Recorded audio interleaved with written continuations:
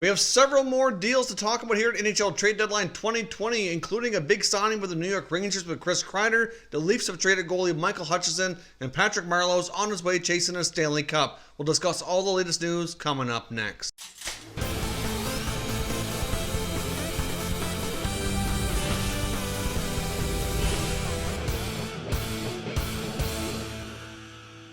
So welcome back to another video here at Top Shelf Hockey. We have several more transactions to discuss here as part of the NHL Trade Deadline 2020. Let's kick things off here with the Toronto Maple Leafs making a trade to bring in some help on the blue line and thus moving on goaltender Michael Hutchinson.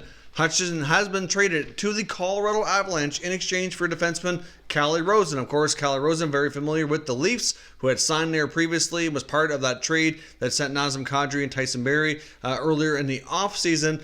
So the Leafs reacquire him, somebody they're very familiar with, some extra help on the blue line. Meanwhile, they shed themselves with Michael Hutchinson, who did not work out in Toronto. There's no secret that the Avalanche had indicated they were looking for some goaltending depth just to make them a little bit deeper with Grubauer having dealt with some injuries lately. Pavel Francouz, who's been played well and has been extended recently on a 2-year contract extension, certainly has been doing pretty well, but having an extra goalie there makes a lot of sense for them. I didn't really think Hutchinson would be that guy, so it's a pretty minor deal, but at the same time, we'll see what else these teams do today. Of course, we saw the Avalanche already acquire Nemestikov earlier, and there were reports indicating they were still looking for additional help on the wing, so that might not be their only move today, and I do expect something else to happen with the Leafs as well, but we'll have to stay tuned for that. Now, the biggest trade chip on the trade bait boards for months, Chris Kreider of the New York Rangers, is now scratched off. He has re-upped with the New York Rangers on a 7-year contract at $6.5 million average annual value. There is believed to be a form of a no-trade clause in there as well. I don't have all the fine details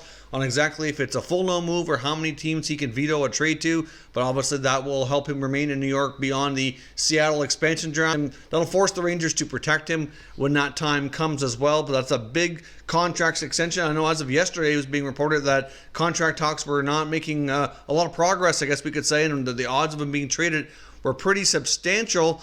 So obviously this morning before the deadline, they were able to close the gap and they really opened the vault here for Chris Kreider. That's a lot of money. I mean, he is a unique kind of player. He's a big, strong power forward. They're going through a bit of a rebuild, obviously, but they're getting closer to the end of the rebuild. They have a lot of great pieces in there in New York, and clearly they feel like he's a part of the solution and a part of mentoring a lot of these younger players moving forward. So I do think keeping him around makes a lot of sense.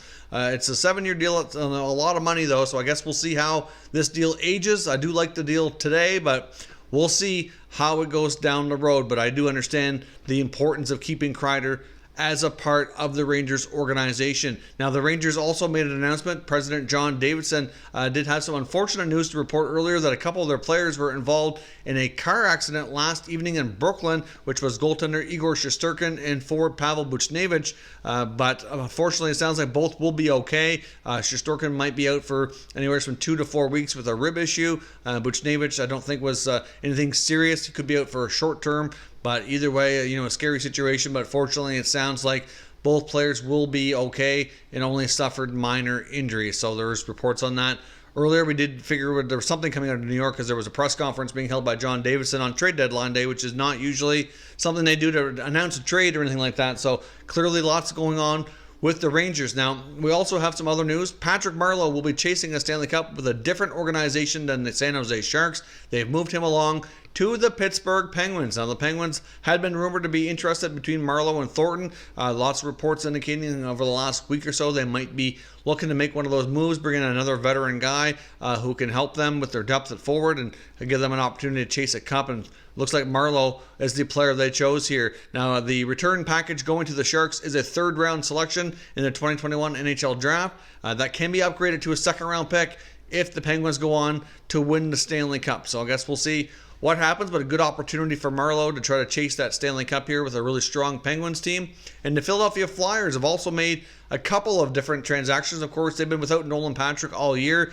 Big question mark and big blow to their team, but they're in the mix battling for playoff spots. They've added some center depth by acquiring a couple of veteran players who can play in the bottom 6 center roles. They've acquired Nate Thompson from the Montreal Canadiens in exchange for a 5th-round pick in the 2021 NHL Draft. And they also went to Anaheim and picked up Derek Grant, who's having a fantastic year, in exchange for a 4th-round pick and prospect Kyle Criscuolo. So I guess we'll see how that works out for the Flyers, but a couple of veteran guys who can play strong in the PK, good on faceoffs, good defensive hockey, a little bit of grit as well.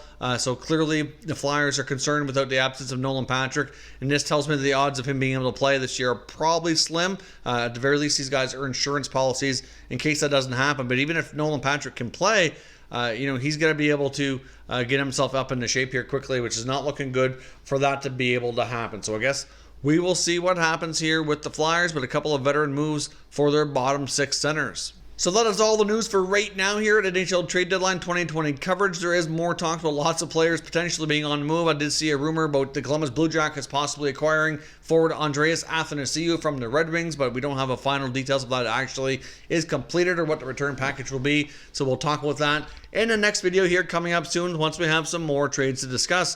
Thank you very much for watching, and I will catch you next time.